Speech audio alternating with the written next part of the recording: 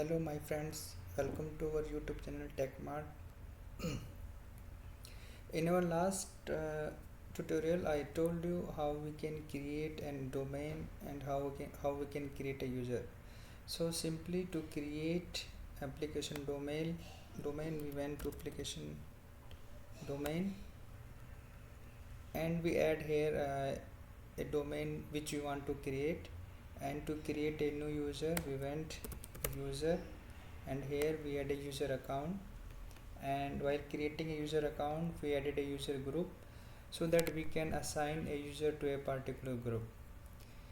So today I'll demonstrate you what all or the objects services available into DataPower firmware. The version is 7.5. So today I'll just give you a small description, and when we'll go to the detailed explanation of all the objects, then I'll go one by one and I'll explain all those details accordingly. So right now we are in the default domain, and here we can see that is the control panel. We can say control panel is a home screen, or the whenever you log in to a DataPower you can see that screen. So that screen control panel you can see B2B services, monitoring and troubleshooting, file and administration, and in the left side there are some more objects which you can search and you can find out a particular object there. So basically control panel here is divided into five category. First category is B2B. In B2B, if you want to do business to business integration, so it provides some object by which we can do business to business integration. Next one is services. That is very important part of our DataPower, where we'll create all the services and we can configure all the services in this category. So first is our web service proxy, and basically we create our APIs basically which are the SOAP based. So if there is any SOAP based services, so we'll configure that services into a web service proxy. We can configure our some front side handler on which our services will listen. We can select a particular protocol, so we can mention that on which protocol our services will be available, and we can do some other activity as well, like that if you want to write an XSLT, if you want to provide more securities, like that we want to encrypt and decrypt, we want to add some authorization, or we want to verify and sign a request message. So we can customize the web services here into web service proxy. If you want to, let's say if you want to validate a visual file as per their schema file, so all those things we can do in a web service proxy. Apart from that, we can do more action, we can perform more activity. Whenever we'll go to the web service proxy session, I'll cover all these steps. And the next is our protocol gateway. In short we calls it MPGW. As the name suggests, multi protocol gateway. Basically as I mentioned that we kept our web server application server into our application domain. So basically some servers which doesn't support HTTPS, or if there are some services which doesn't support HTTPS. So for example, there is a client who's available on HTTPS, but our backend server is not support the HTTPS. So for here we'll create a multi-protocol gateway that will convert our HTTPS protocol version into protocol into our HTTP. And for example there is a IBM MQ which is listening on MQ protocol, and there is a client, and we want to integrate that client to the MQ via DataPower. So and the client is on HTTPS. So we can do protocol conversion here in multiple protocol gateway. And apart from that, like if there is a services which is REST based, so we can configure that services into multi-protocol gateway. Whatever functionality available in web service proxy, almost all the functionality is available into multi-protocol gateway as well.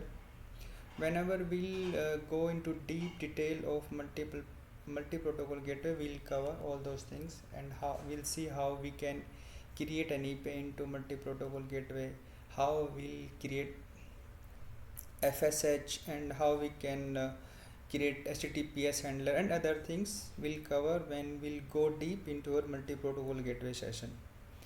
So next is our XML firewall. XML firewall is it helps us, like when for example we create a services and our backend is not ready.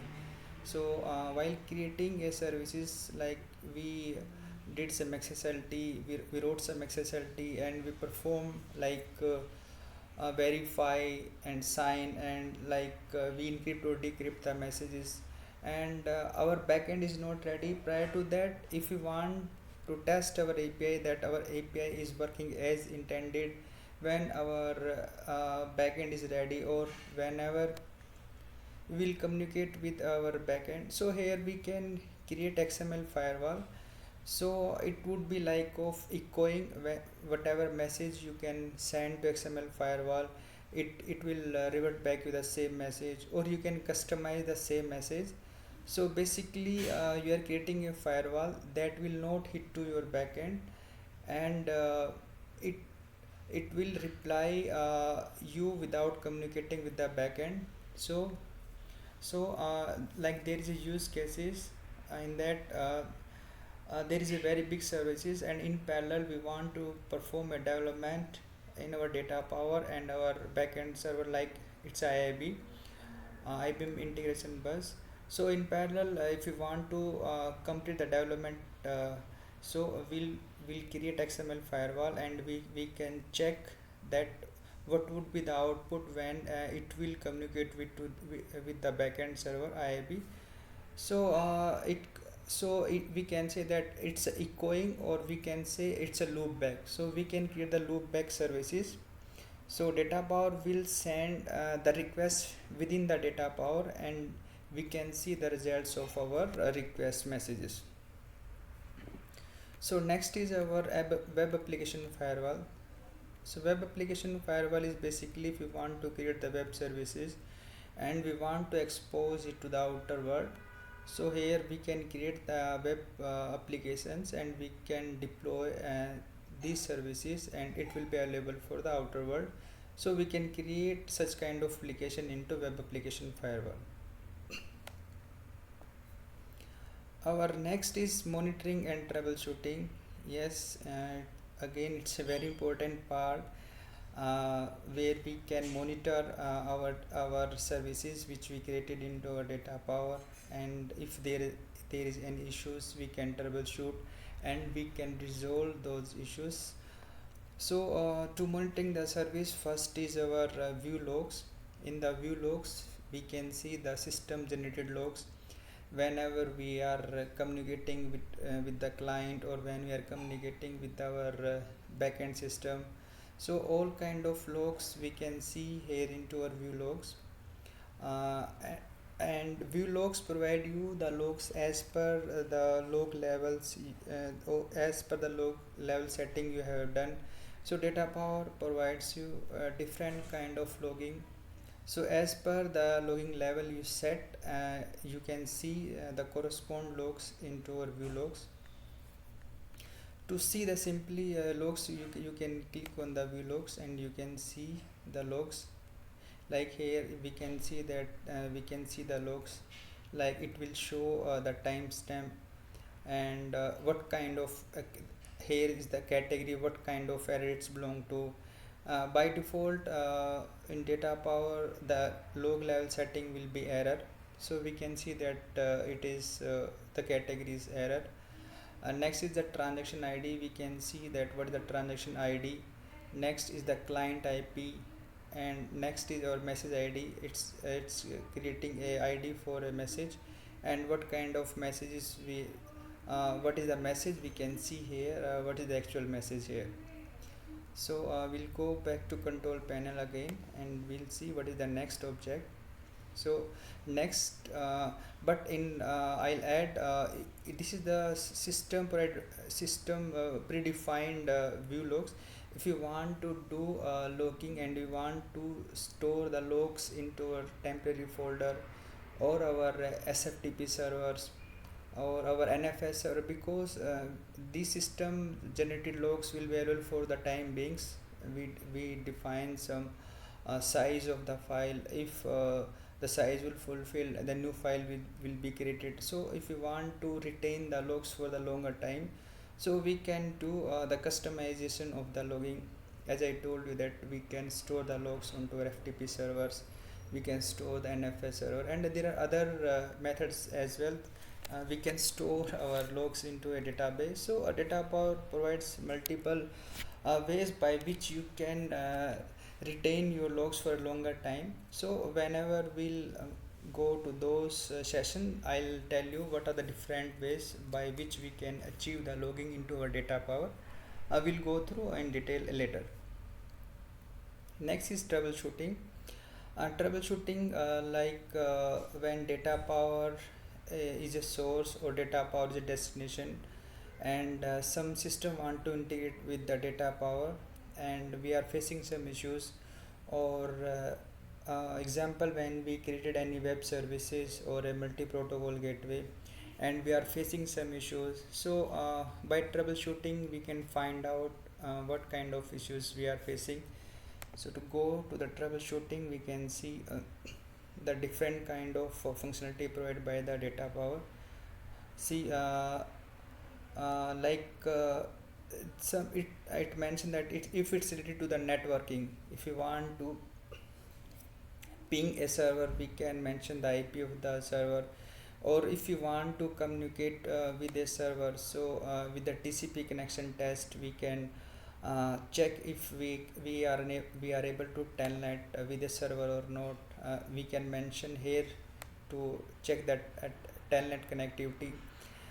We can mention the IP of the server, and here we can mention the port of the particular server.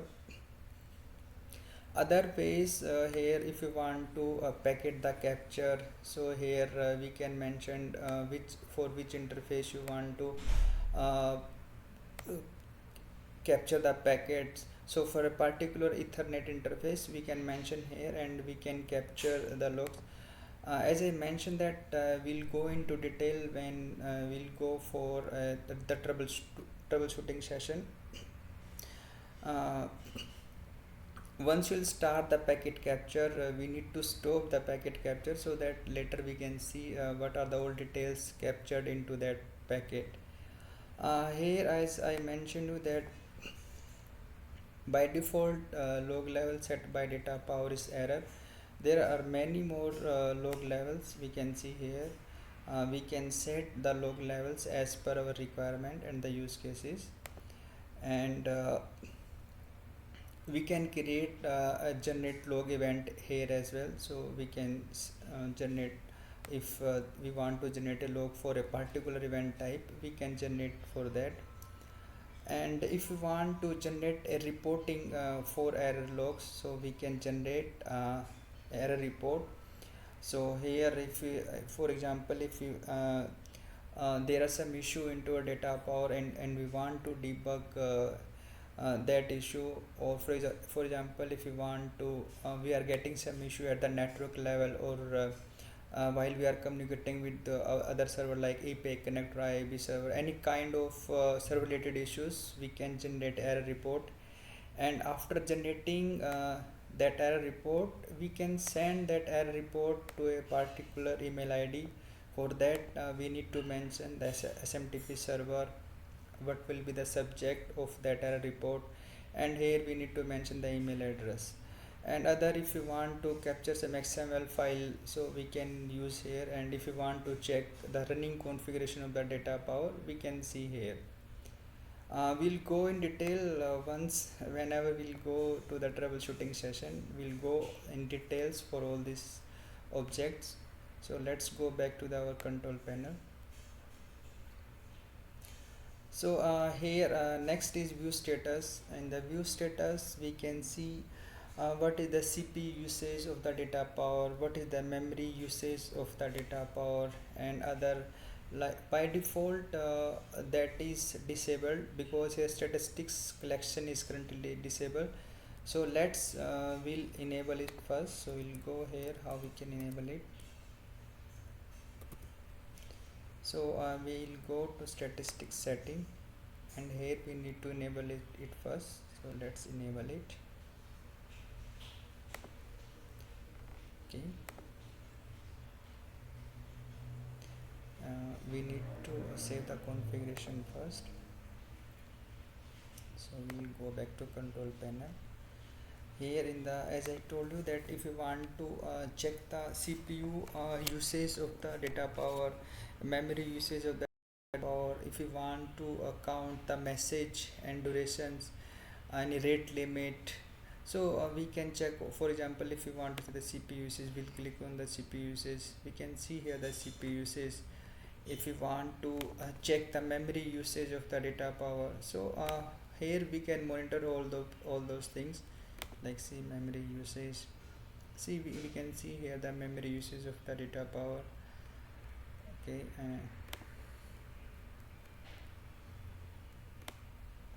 and guys, I'm repeating that if you didn't subscribe our channel, please subscribe it, and please click on the bell icon so that whenever we'll upload new videos for new topics, you'll get the notification and you can see those videos.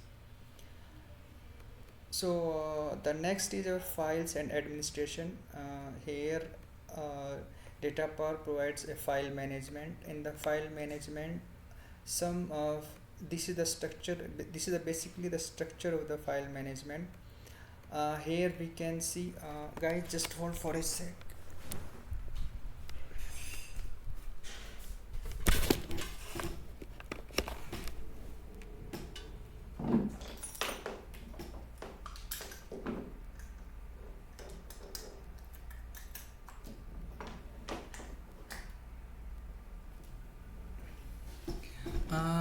This is the file structure that is provided by the data power, like cert, config, export. In the cert, like that, if we want to upload some certificate, so we can see all the certificate available in a particular domain. Local files, here if you want to do some development, so here we can upload a file, we can create a directory structure of the file, and after creating the subdirectory we can upload the files by clicking on upload files. Here we can see the log temp, what are the logs files generated. Here we can see here. Here are the configuration, that are the configuration as per the domain. So we can see if you want to see a particular configuration related to a particular domain, we can see those configurations. So other is like if there is we are uploading some policies, so here we can see a policy framework. There are some certificate that are provided by the data power by default, so we can see the list of all the certificates available here in our PubCert.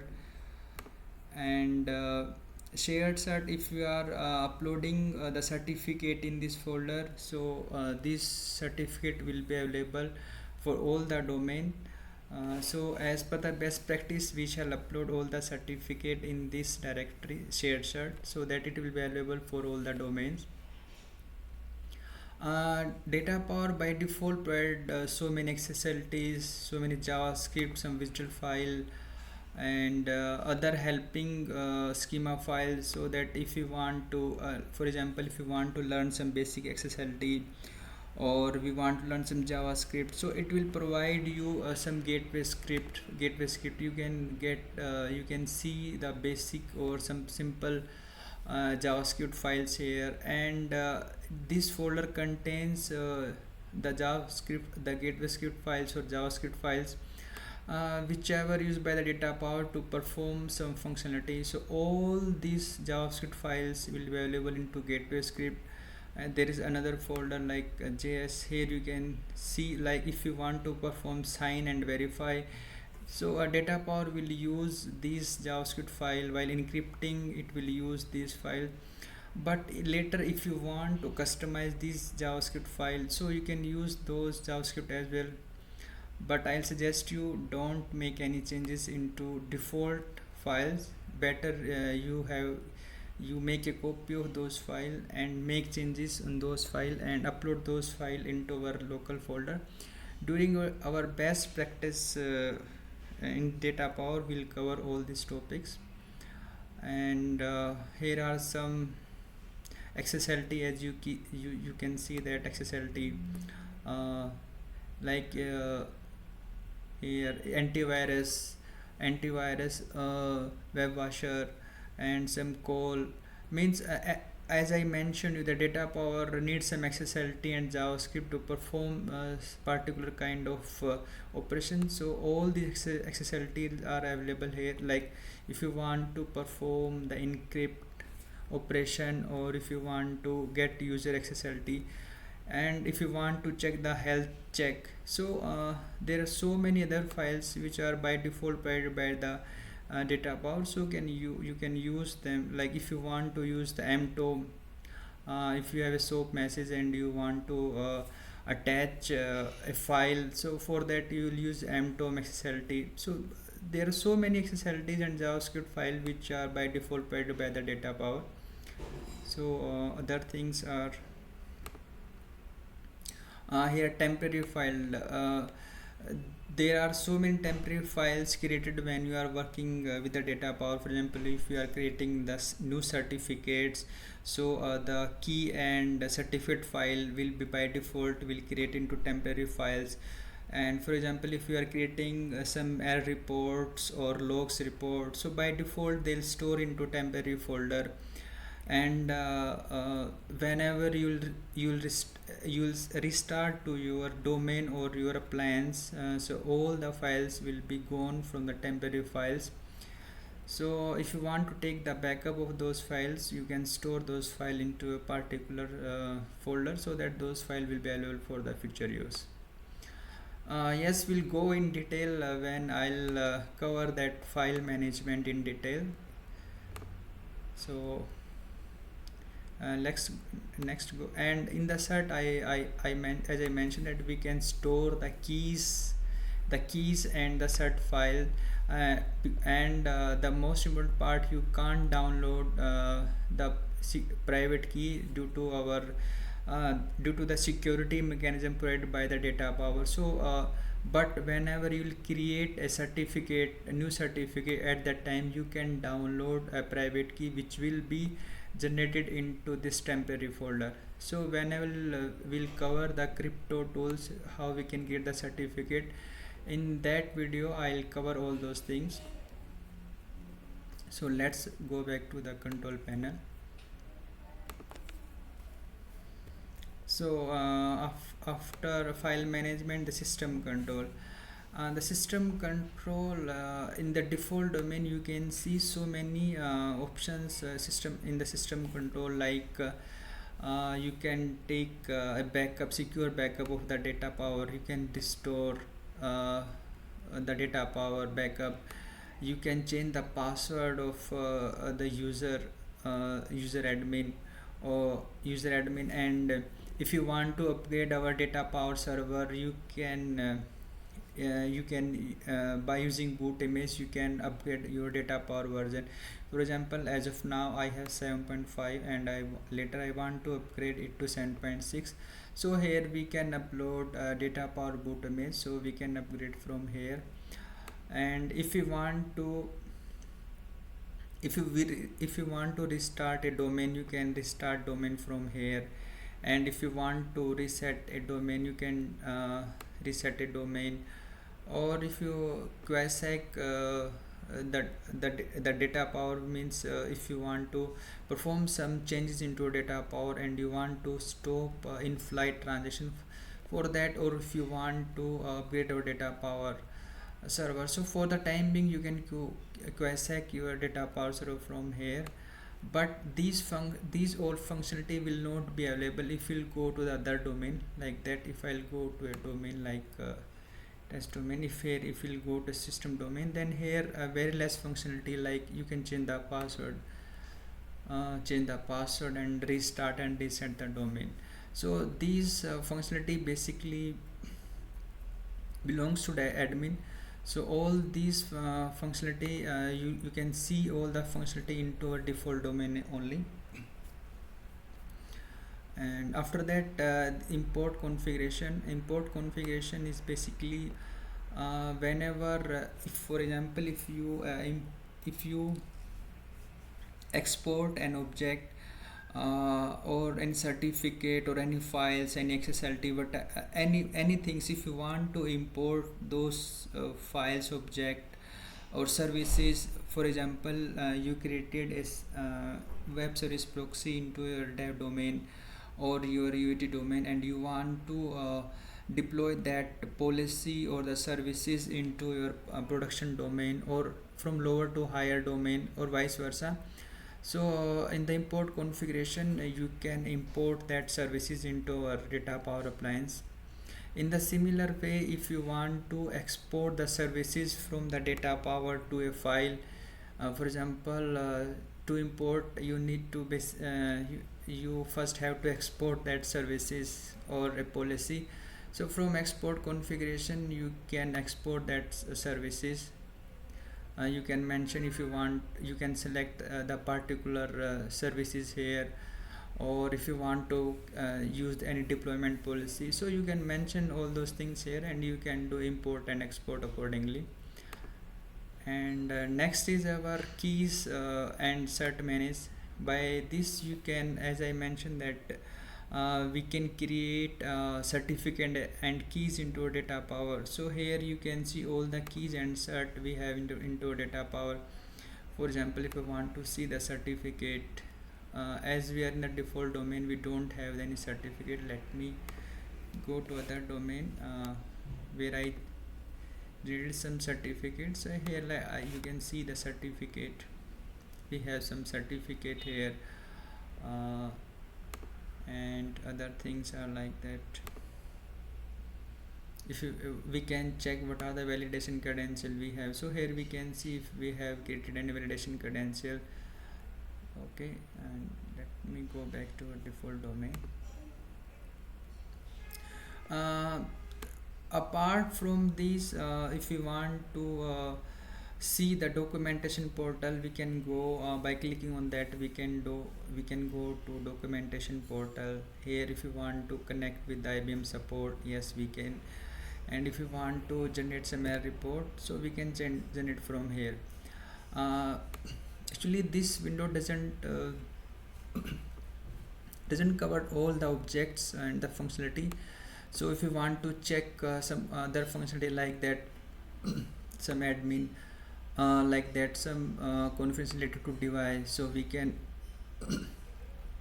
for example, if you want to perform the time settings, we want to make some change into our time setting. So here we can do time setting. We can select the time zone. According time zone, we can see the logs generated into our DataPower. So we can do time setting here.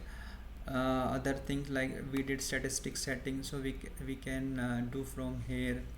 And other configurations like the network setting. In the network setting, if any setting that is related to our interface, like if you want to see the all Ethernet interface, so we can see that if you want to disable or enable any Ethernet interface. So from here we can perform the changes here. So let's save it. And if you want to perform a network related setting, sorry guys, we can go to network setting and we can make the changes accordingly. If you want to create some DNS settings, you want to add some DNS, So here we can add some DNS server here and DNS static host here. So others are like NTP server. If you want to configure data power with the NTP server, that will sync the data power timing as per the current zone. So here we can configure the NTP server for the data power.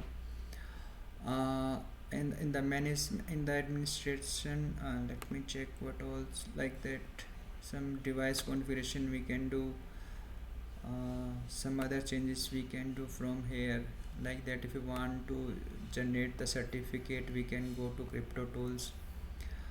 And in the management, we can see the SSH services mean data power is by default is listening on port 22. You remember in our video when we installed the data power, at that time we mentioned the SSH port as 22. You can customize it, but by default is 22 we are using here. And the web management interface, here we mentioned the port number 9090, in which the data power is visible as a GUI. So we can customize port as per our requirement. And the next is XML management interface. So this port will be used when you will integrate API connect with the data power, and if you want to use some SOMA services, so at that time this port shall be enabled. So by default we are using this port 5550, but again we can customize it. And we can see other objects. This all the objects which are available on a control panel, we can do configuration and changing here by choosing any particular object. So guys, so in next video I'll pick I'll pick all the objects one by one, and I'll go into deep, and I'll explain how we can create the services, how we can perform the monitoring and troubleshooting, and in files and administration how we can import, export, and how we can do the system control related configuration. Guys, please subscribe our channel if you not subscribed yet, and click on the bell icon so that you can get the notification of newly uploaded videos. Yes, definitely I'll cover the as much topic and as much detail I can cover for a particular object or services, so that it will helpful for all the users from the beginners to intermediate or an expert guys. So please stay with us, please subscribe. And as the coronavirus is spreading everywhere, so please maintain social distancing, please wash your hands properly, and please wear your mask if you are going into public. So please stay safe, take care of yourself. Please keep doing exercise, that will increase your immune power. So stay safe, and definitely I'll share a new video very soon. Thank you guys.